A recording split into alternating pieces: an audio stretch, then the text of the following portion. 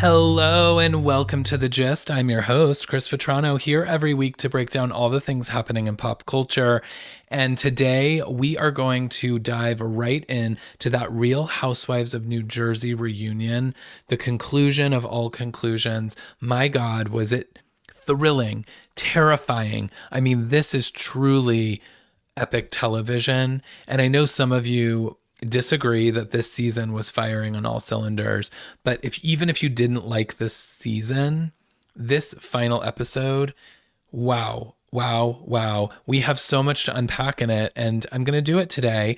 But before we get into that, a couple of quick logistical notes, a little update for all of you. So as you know, Jersey has come to an end. Scandival has come to an end.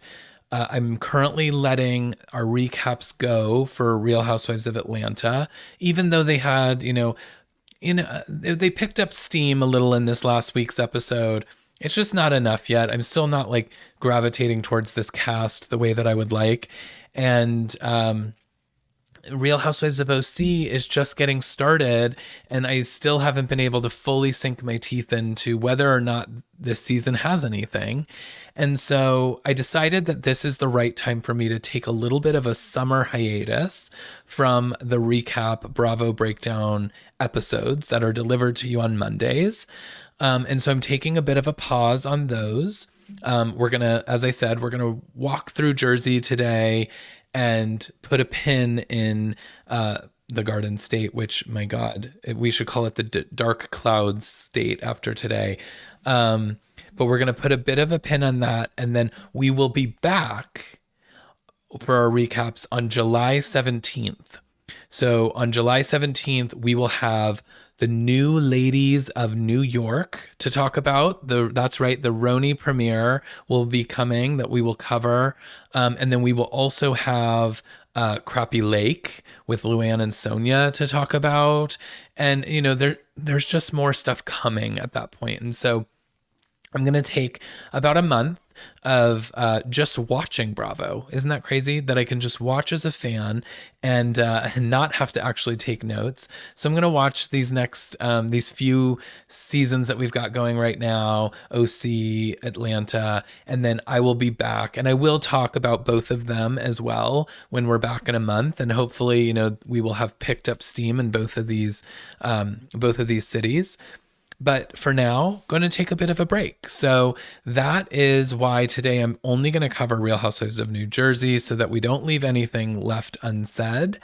And then going to do that. But I will note, we still have interview episodes. So continue to come back to The Gist every Thursday because we've got some great stuff lined up. If you missed my interview last week with Brian Moylan, that came out on Thursday, so be sure to go check out that conversation. It was so fun. And I've got another one hitting this Thursday, and I've got some really, really exciting guests lined up. So that's going to be really fun to continue that series during this next month. But I am going to pause from doing our Monday episodes. So now that that's out of the way, getting right into it. Oh, and there is one other little hot topic that I just wanted to mention. So the ladies of New York Legacy have made their way to St. Barts, and we have seen that they're now there filming for the Real Housewives Ultimate Girls Trip in, I guess, what would that be? Season 5. Remember, we're still waiting for season 4. But season 5. And the rumors are that Bethany and Jill are both going to show up because they've both gone radio silent on social media. And if you know Bethany, she's posting on there every 30 minutes. So people are wondering if the producers are doing a really good job of keeping them under wraps and if they're going to make some kind of like explosive return to the St. Bart's scene, which I just think would be epic. So TBD. Because I could also see them coming in on if they're there for let's say 7 days, I could see them coming on day 4, letting the women just think that they're there to have a great time. And then Jill showing up there the first time, really just shocking them all poolside. for the final few days, which would also allow them to get the paychecks they want per episode, but for Bravo and Peacock not to have to pay out quite as much in order to get these ladies back. So that's my theory. But I don't really know. I just think it would, maybe I'm trying to manifest it because it would just be so epic. But that's my little like hot topic on the RHONY Legacy stuff that's happening currently. But now shifting gears into what was probably the darkest episode of Housewives that I think we've ever seen. And we have seen a lot of things. I mean, let's not forget, Teresa has gone to jail. We saw Teresa come home from jail. We saw Teresa's husband call her a see you next Tuesday. We've seen so much darkness. And I'm just talking about Jersey, but we've seen darkness all over the place. I mean, we've seen the Taylor Armstrong,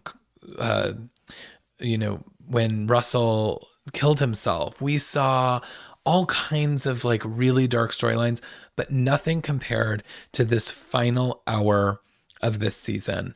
I was shooketh. So we start off the episode. The men have come out to join the ladies for the first time. Its tension is so high in that room. People are not looking at each other. People are looking at each other with like, that Jersey stare that's just like says, I've got somebody in my back pocket that or as Dolores kept saying, sleep with one eye open to Melissa. Like that was the look that everyone was giving each other. It was wild. And Andy's there trying to break the ice with the intros. He's like, Bill, should I get Botox? And I love Teresa's like, yes, you should. Yes, you should. I think you should. And he's trying to like be kind of fun with the guys and, really break the ice. But then he throws it over to Louis and he's like, and Louis, tell us about these PJs. What was that all about? And, Louis tries to explain what was going on there. He's like, I was trying to be endearing to Joe in that moment. It came off really wrong. I don't wear his PJs. Teresa was cleaning out, some old stuff that she had bought for him. And there was a pack of PJs that he never got to wear. And he was wearing those in honor of him in some kind of way. And so he was like trying to explain that it was endearing.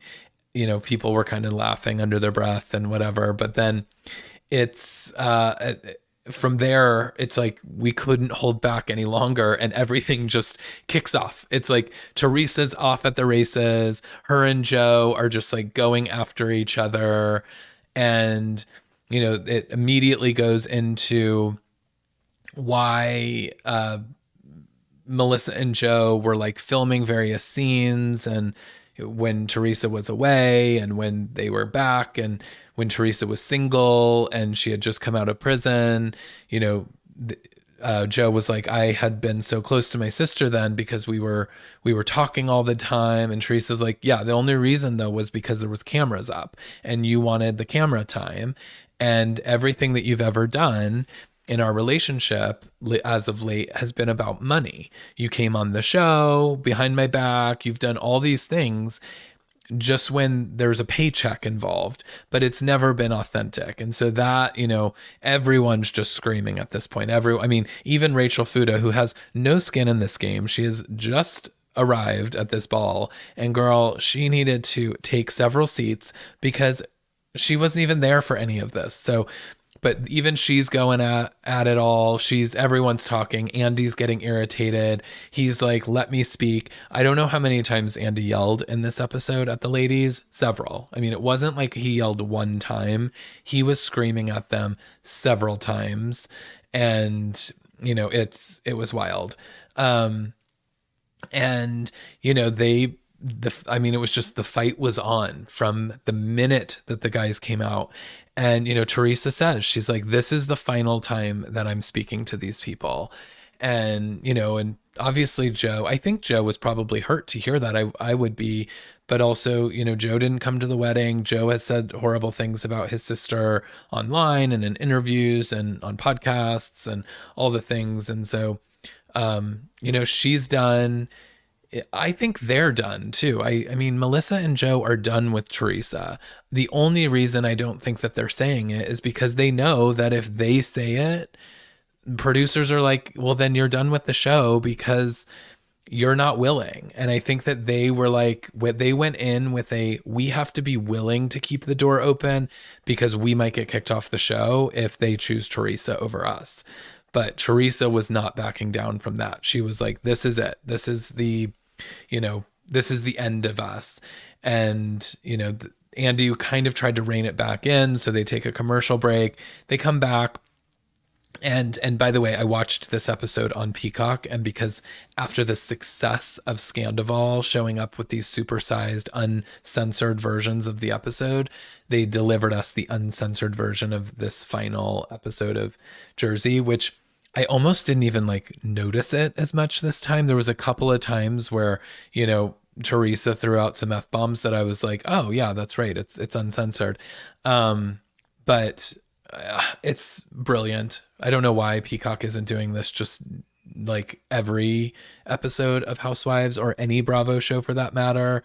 Like, just give it to us real time and the real way. Like, I don't need it uncensored if it's not, if we're not worried about the commercials and the advertisers and all the things. So, but after the break, we get back, we go to Marge and Joe talking about living with Lexi and the toddler. And, they're just, honestly, it's a little boring. We get, a guy's montage of all the like fun that the guys had, throughout the season.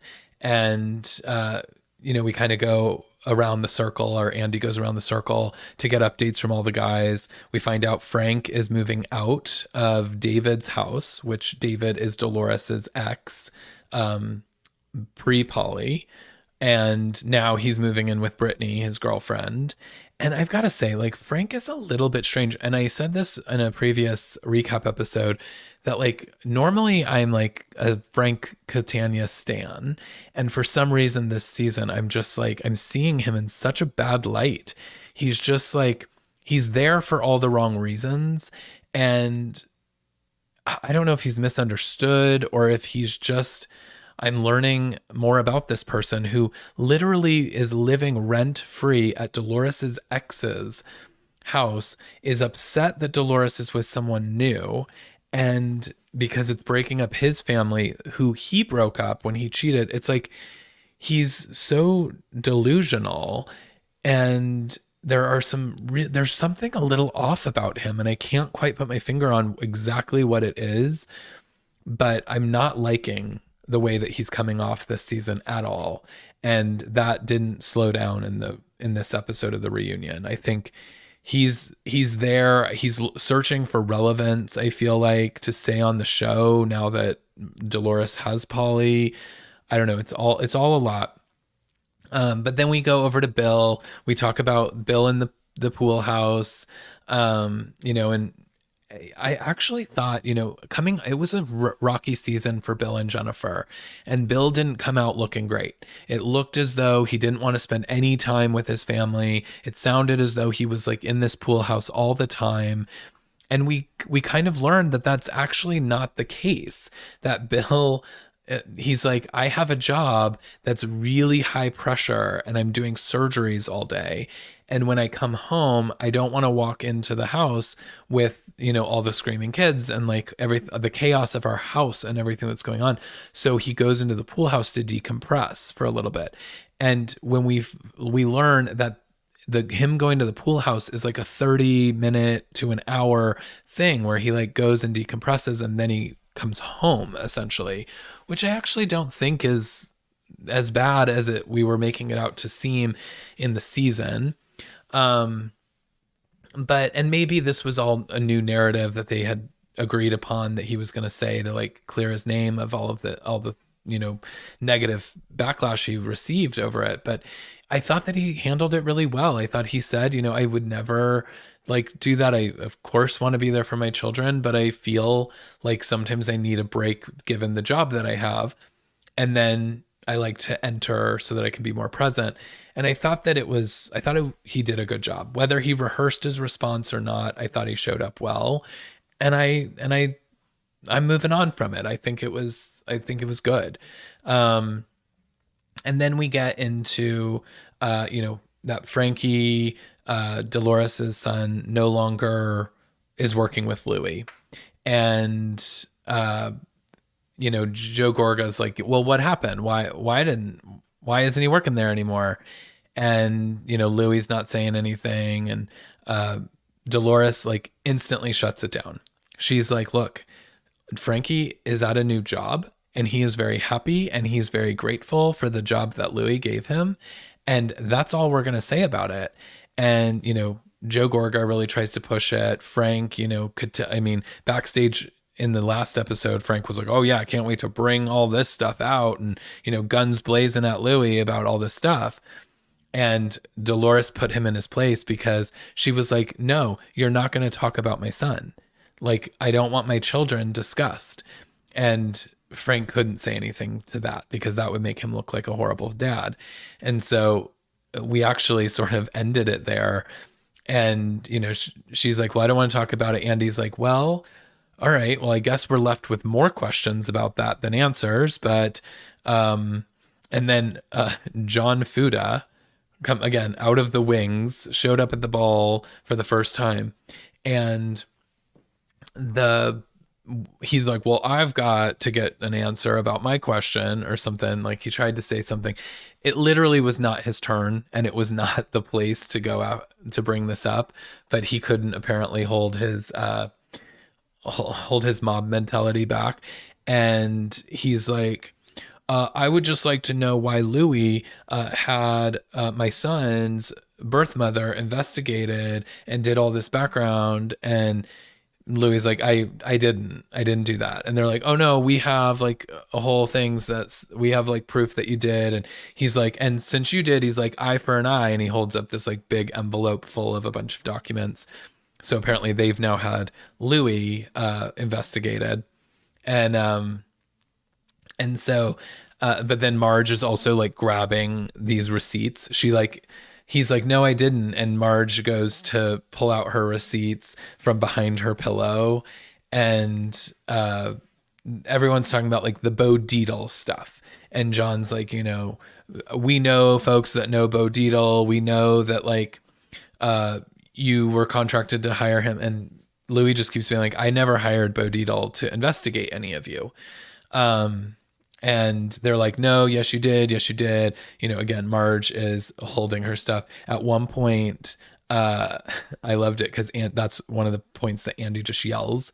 And he's like, he's freaking out. And I can't remember what he said, but all I saw is the shot of Marge. She's just putting away her receipts. Like she had just been like schooled.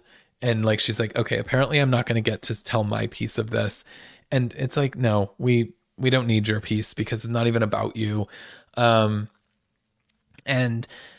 I'm very confused. And, I've said this before, and I know that several of you are going to come for me because you think that I'm a tree hugger and that I am, last time I said that on the pod and I was like, I'm not a tree hugger. I got a text from a friend who was like, you are a tree hugger. I might be a Teresa apologist, but I'm not like unwilling to know that she does bad things and that she is like cuckoo brains. Like Teresa is not innocent. And I've never claimed that these, like any of these people are innocent people that are sitting on this stage. I mean, let's not lose sight of the fact that Teresa has done some horrible things over the years. I absolutely see that.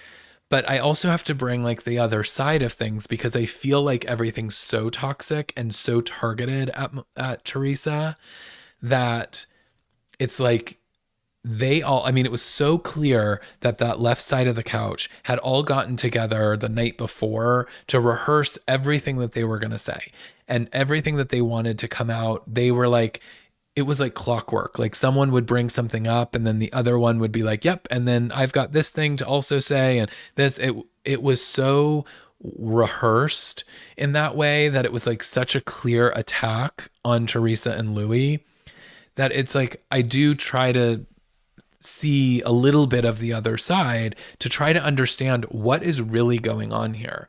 And with this Bo Dietl thing, I am very confused because it's like, we've got the finale episode where Louis says twice that and everyone's claiming that he hired Bo Dietl. When we go back to watch the finale episode, though, this is what dawned on me, is that he actually never said, I hired the private investigator to get the information on you. All he said was Bo Dietl has information on every single person in this room. And then the next day, when they're talking about it at the table, he says it again in a way that it does seem as though he hired him because he's a private investigator. And so why would this guy do it for free? But he says it in a way that's just like, he has this information about you guys. He's like, Bo Dietl has all this information, and Bo Dietl's one of his close friends. So I don't know. I mean, I'm like so scared to say anything because I know that y'all are going to come after me because Louis is scary. Louis is a scary person. He really doesn't look like he's got two thoughts to string together, and it's really hard to follow his stories because I'm sure that he's lying through his teeth in a lot of this stuff. But I am like, is there a world in which you have a private investigator as a best friend and people have been launching attacks at you from the previous season, pulling up dirt from your past? And is there a world in which you just sort of like investigate everyone on the cast that he's on and then tell it one of your best friends about it? And does he just go to Louis and say like, hey, by the way, I know stuff about all these people? He may have not even shared a lot of that information with Louis. He may just say he has it. I don't know. Maybe. That's just a theory. Just hear me out in this other side of things, is that like maybe this guy has done this. We also learn that in this Bo Dietl conversation that they have not, because Louis stands by, he's like, I have never hired Bo Dietl to investigate anyone on this stage. He did say that Bo Dietl was working with him because there is a woman of Louis' past who has been harassing him and attacking him, which we have all seen in the news. This woman that will not stop talking about him, and all she talks about is how abused she was by him, but meanwhile is like going to anybody that will listen to tell the story. And it's like, if you were truly trying to move on from this person, you wouldn't be doing what you're doing now. And so I don't know. That doesn't sound clean to me. But they said that they hired Bo Dietl to investigate this woman and to like look into what all this harassment that's been going on with him. And through that, they did learn that Marge had been in contact with this woman and was selling stories to bloggers as part of it.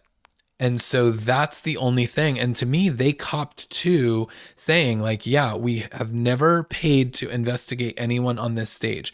We have tried to do something in which someone on this stage was connected, and we have that information. But in terms of like reaching out to John Fuda's ex I don't even know what the point is. And even Andy asked that several times, like, what would be the point of that?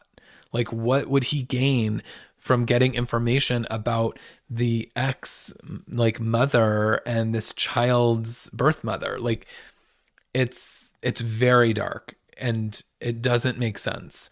And so I guess maybe I'm just trying to make sense of all of it. But then in all this Bo Dietl conversation, we learned that there's also a security person that's downstairs for Teresa and Louis. And Andy's like, why did you hire security? And Louis like, oh, Bo Dietl sent his security. And I guess it was because of the harassment, but I don't know. It's all, again, it gets so complicated. And then the other thing is that nobody lets anyone talk. And so nobody's hearing anything. As a viewer, I feel like I'm also not hearing anything. I can't make heads or tails of any of what's being said, because if Louis tries to tell what is actually going on, it's like 20 people are yelling at him, saying other things, and nobody's ever actually getting to just like speak their piece. And so it was a, wild moment, because that was like a very big part of all of this.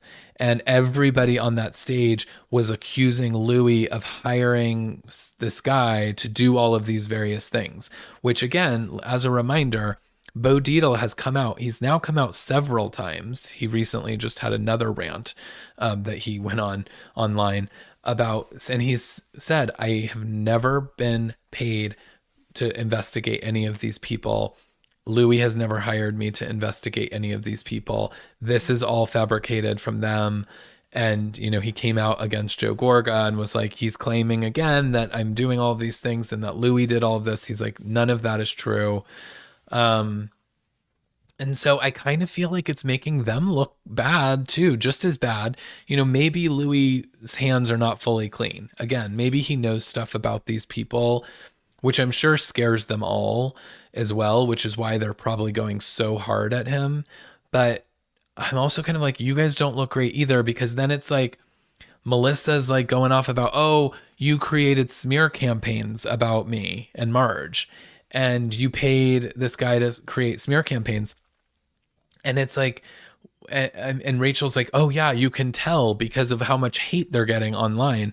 And it's like, but maybe Marge and Melissa are getting hate because they don't have, I mean, the tree stumps, or the tree huggers, as they are wild. I mean, it's why I was saying I was feeling nervous about saying anything, even though some of you guys think I am one. It's like, I get nervous because if I make a comment online that like goes against Teresa, I mean, I can get attacked in a major way. And so the people that are hardcore Marge, Melissa stans, like, they're getting a lot of hate online. But that I don't think is, I think that's our Bravo community. I don't think that that's a smear campaign. And by the way, I will say Melissa and Marge don't need people to be hired to smear their name. They have both done horrible things. I will actually even put Melissa out of this a bit. Marge has done so many horrible things and has so much to speak for that she will never be accountable for, that like she doesn't need someone to hire anyone. She is doing all of this meddling behind the scenes, and she's doing all of these things on camera that are not adding up, like, calling Jennifer a disheveled drug addict while then also hosting a weed party at her house. Like, those two things don't add up. So people online call her a hypocrite and go after her. And now she thinks that it's because of Louis. So it's like everybody's just like throwing things at Louis as the scapegoat for all the bad that's happening in their life. And I don't fully understand or buy what's going on. But then we move to the pizza oven conversation. We're trying to get to the bottom of what's going on with this pizza oven. And quite frankly, there's just a lot of lies happening on both parts. It's very clear. Teresa keeps saying, and this is something, again, I'm going to go team Teresa on this. I will try to find a team Melissa at some point in this episode, so just bear with me. But I am going to go team Teresa, because one thing that she did keep trying to say to Melissa is, let the two of the boys talk, because they were the ones that did this. Like, they were the ones that went into business together. It wasn't you and I. You weren't a part of it. And like, Melissa will not let Joe talk. And she doesn't let Joe talk, especially when he's trying to talk to Teresa or when Teresa's trying to talk to Joe. Like, she gets involved every single step of the way, which also made it very complex to try to get through anything or get to any kind of resolution on anything. But with the pizza ovens, it sounds as though Louis and Joe had a conversation. Joe brought him this idea, which Louis admitted to right from the get-go. He said, Joe brought me an idea about pizza ovens. He wanted to, do this business. with his sister. We had a conversation. We met a guy. We bought pizza ovens. I paid the bill. And we ended up with a bunch of pizza ovens in a warehouse that we paid for. And he even says that at one point they had a conversation about branding. And he was like, Joe wanted it to be like Gorga's Pizza. And I had suggested Skinny Italian since there's already a brand name for that. And, we never really went anywhere, but he was like, I asked Joe, do you want 5%, 10%? What do you want?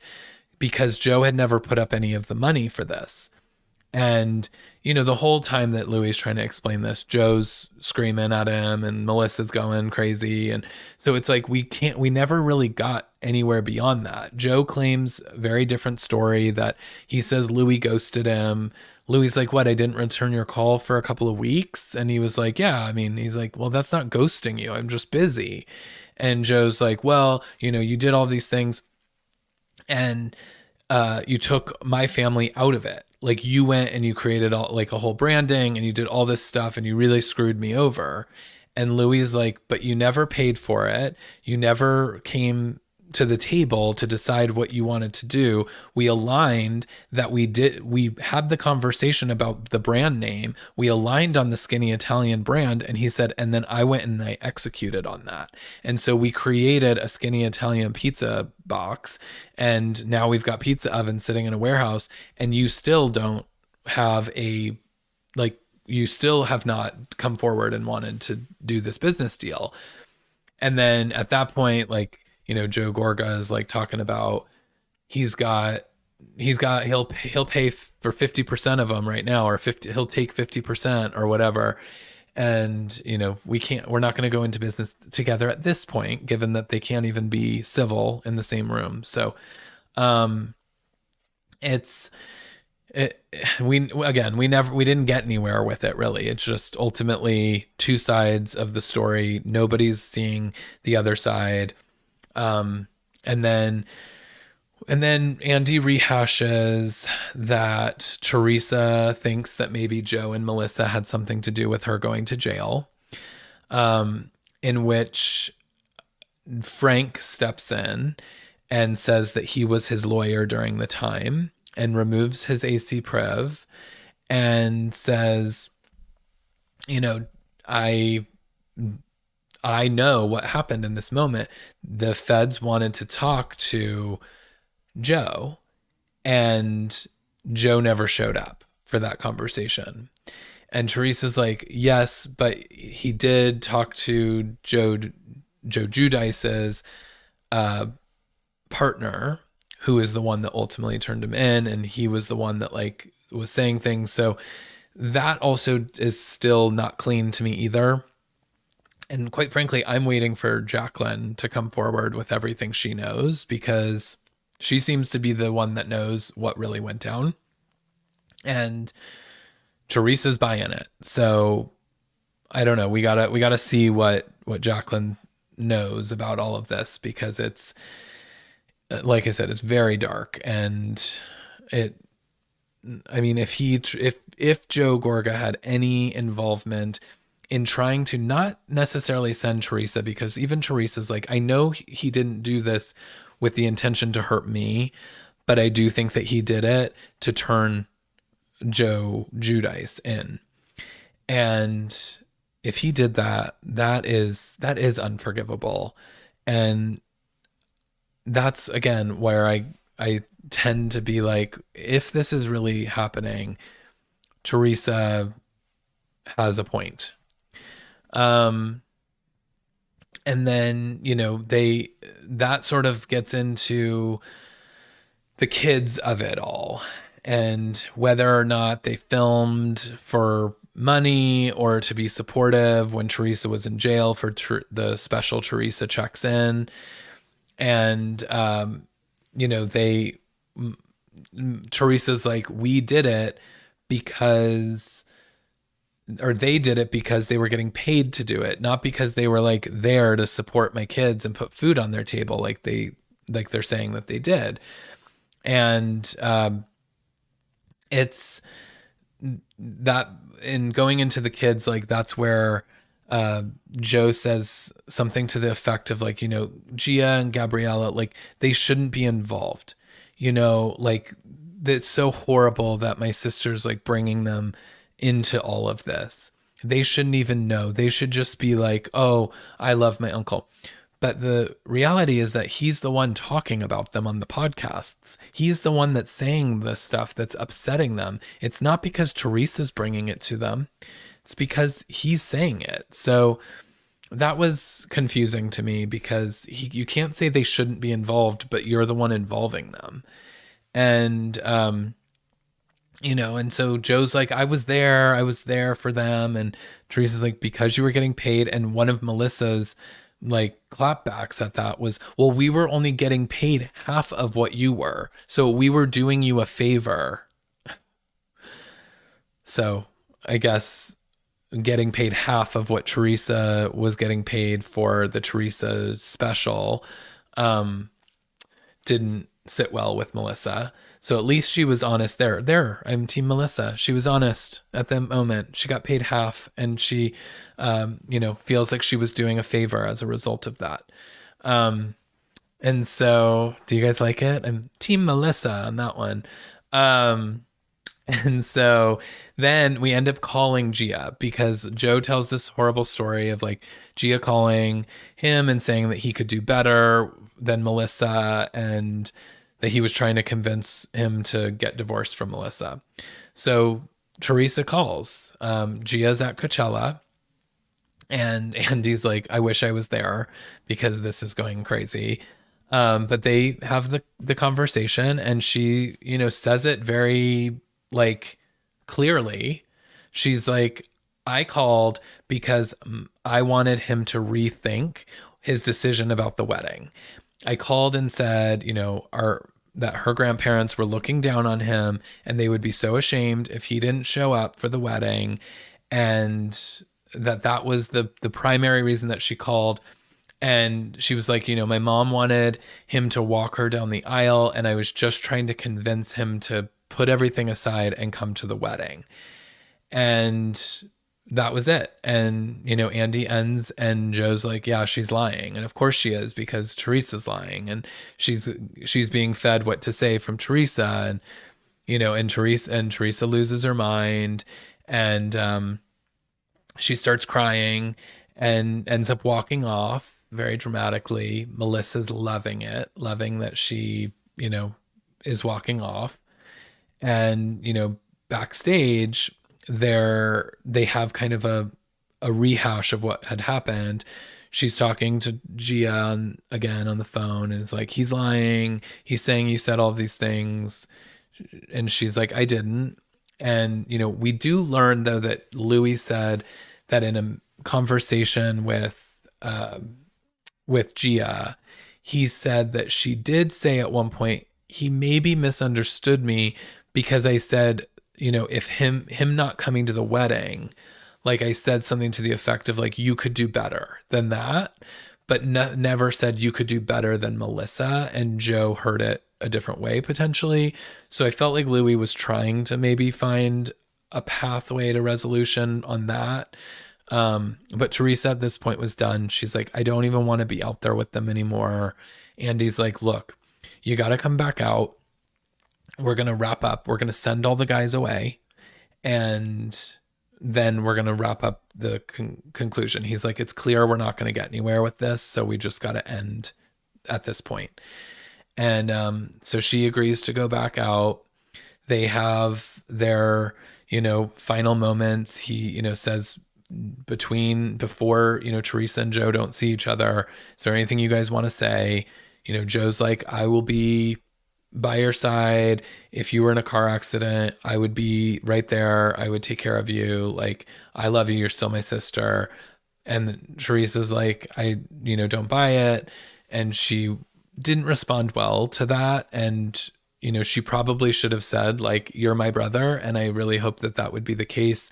But instead she said something, along the lines of, like our dad always said, like, love me when I'm alive, not after I'm gone.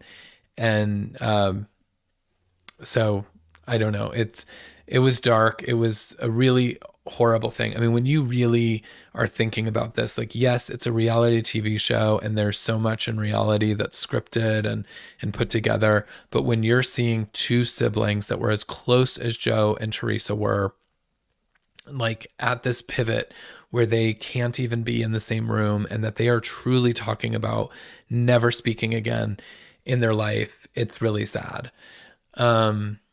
And then they're, so the guys are going to go. Louis goes over to Joe and Frank to shake their hands and say, like, let's just move on. And, what did he end up saying? Like, he was just like, I wish you well or something. It was like Gwyneth Paltrow leaving the courtroom to the guy that accused her of running into her on the slopes. And it's like he was like, I wish you well. Joe didn't look very happy about it. I got a little nervous, quite frankly. I thought that there was potentially going to be a punch thrown. But then Louis goes over to Rachel and John as they're trying to leave. And he's just like, look, I need to tell you guys, like, it's really important that I tell you this. Rachel, I think what you're doing with Jaden is amazing and you're a great mother. And I promise you that I never had you guys investigated. And John's like, no, you did. And if you want to be my friend or if you want to like try to move on, the only way we're going to do that is if you admit that you did that. And he's like, I have proof that you did it and I'm not going to ever move on. He's like, I'm not mad for no reason. And Louis like, I didn't do it. Like, and so it was almost as if that was like going to start up again. And you could tell everyone was just like, we got to get out of here. Like, get the men out of here and get them separated because it's not good. Then we get the girls' final thoughts. Everyone kind of goes through, this emotional day that they've just had. Where do we all go from here? Who can move on? Who can't? We learn that most people say they can move on from each other and the various tiffs and fights that they've had from the season. We obviously know Melissa and Teresa are not at that place. Teresa said at the beginning of the reunion, I want to just end with peace and close this chapter. And Melissa was like, I will go with whatever my family wants to do. So, I guess that's where we leave it, right? They bring out whiskey and pizza to end the season and do a toast that like no one stood up for the toast. If you noticed, no one wanted to cheers each other. I'm sure that they all walked off of that stage, not speaking to one another. It was intense. And I don't know where we go from here. I really don't, because there is a part of it that's like, I am so over the Teresa and Melissa stuff, but I'm also like, would it be nice to sort of see resolution with Joe and Teresa?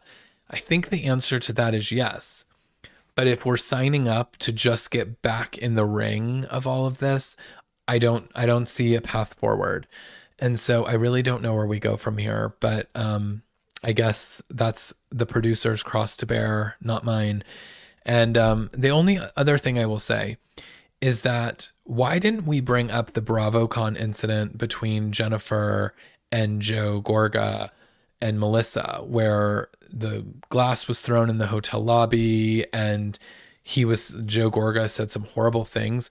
I'm just curious why that wasn't addressed, because that seems like that's also a missing part of the storyline, that it's like, Joe and Melissa claim to be these like loving people that are just kind of going with the flow, but they have also made errors. And I feel like we didn't get to call a lot of those out.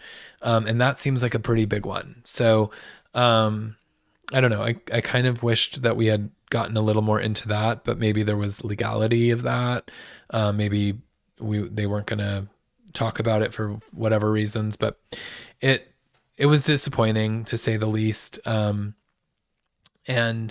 But it was epic television. I mean, that's the thing. It's like, it's watching these things that are just like so heart-wrenching and it's so sad and so intense watching this stuff. But then I can't help but be so entertained. And I know that makes me a sick person, but if you're listening to this podcast, you are one too. And I'm sorry that I said that, but it's true. So, but I think that's where we're going to leave it. So guys, we are done with Real Housewives of New Jersey like I said, what an epic season it was. I really loved it. And I am so curious as to where we go from here. But as a reminder, we are taking a break from our Bravo breakdown recap episodes for about a month, for a little summer vacation. And we will be back though with the RHONY premiere, the Crappy Lake. We will be talking about where we're at with Atlanta and OC at that point. So lots to cover when we're back. But don't forget, you can always continue to listen to new episodes every Thursday, still releasing those. So the break isn't going to be that long because you got another episode coming this Thursday, guys. And then one after that, and the one after that. But I'm just not giving you two in the week. But yeah, I hope that you will rate, and I hope that you will subscribe to The Gist so that you never miss an episode and that you're here when we get back. And I hope that you guys all have a great summer. And yeah, until Thursday. I'm saying like great summer as if I'm not doing these Thursday episodes, but I am taking a bit of a break. It is nice to sort of not have to take notes while watching Bravo for a minute. So excited to do that. But yeah, but thank you for listening, and continue to follow me at CM Vetrano. I'm at Twitter, Instagram, TikTok. I'd love to hear from you. And until next time, it's Chris Vetrano signing off. Bye.